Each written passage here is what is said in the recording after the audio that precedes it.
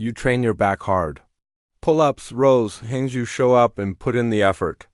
You feel the burn in your lats, your upper back gets sore, and you tell yourself you're doing everything right. But weeks turn into months, and visually nothing really changes. Your back still looks flat in a shirt, and you start wondering why all that work isn't translating into size. What makes it even more confusing is that you are getting tired. Sometimes you don't even finish your second set.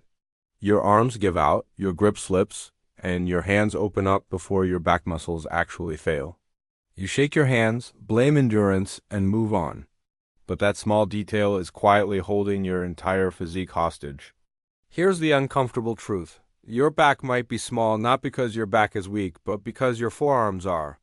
If your hands can't hold on, your back never gets fully trained. No matter how strong your lats could become, they'll never get the chance to grow if your grip taps out first. This is one of the most overlooked problems in training. People obsess over chest, arms, and abs, while forearms are treated like an afterthought. The result? A body that might look decent shirtless in perfect lighting, but completely average the moment sleeves come into play. Forearms are one of those quiet muscles. They don't scream for attention, but they silently decide how strong you look in real life. A thick neck, visible abs, solid forearms. These are the details people notice without realizing it. You could have a decent chest and arms, but weak forearms erase that impression instantly. Skipping forearm training is one of the biggest beginner mistakes you can make. Not because forearms are flashy, but because they connect everything. They affect your pulling strength, your dead hangs, your rows, your grip confidence, and even how your arms look relaxed at your sides. Let's clear up an important misconception right away. You cannot grow your wrist bones. Wrist size itself is mostly bone and tendons, and those don't change much. But here's the good news, you don't need bigger wrist bones to look strong. When your forearm muscles grow, your wrists look thicker automatically. That visual illusion is powerful. Well-developed forearms create contrast. They make the wrist appear smaller by comparison, which makes the forearm look fuller and stronger. This is why some people with small frames still look incredibly solid, because their forearms are trained properly. So why do most beginners fail to grow their forearms? It's not because forearms are stubborn. It's because they're trained incorrectly or not at all. Random wrist curls, half-hearted squeezing, or hoping pull-ups will magically handle everything simply isn't enough. Forearms are complex.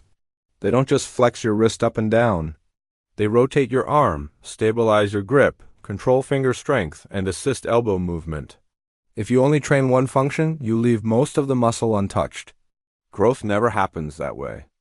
The key to building forearms is understanding their four main functions: elbow flexion with a neutral or pronated grip, wrist flexion and extension, pronation and supination of the forearm, and pure grip strength. When you train all four consistently, forearms respond fast. And here's something encouraging. Forearms are one of the fastest muscles to change visually. You don't need long workouts. You don't need to destroy them daily. And you definitely don't need to punish yourself with endless wrist curls until your joints hate you. You just need smart exercises done with intent. Before jumping into the exercises, there's one muscle you need to know about. This muscle quietly determines whether your forearms look thin or thick. It's not the biceps. It's not the triceps. It's the brachioradialis, the muscle that runs along the top of your forearm and gives it that dense, powerful look. The brachioradialis works hardest when your grip is neutral or pronated. That's why so many people miss it entirely. They train curls with a supinated grip and assume their forearms will follow. They don't. Until this muscle is trained directly, forearms stay flat. The first exercise fixes that immediately. Pronated curls. You don't need fancy equipment. Dumbbells, backpacks, water bottles, anything with weight works. Curl the weight with your palms facing down. Go slow, stay controlled, and focus on tension. You'll feel a deep burn in the upper forearm almost instantly. The second movement is dead hangs. Simple, brutal, effective. Grab a bar and hang. No swinging, no cheating.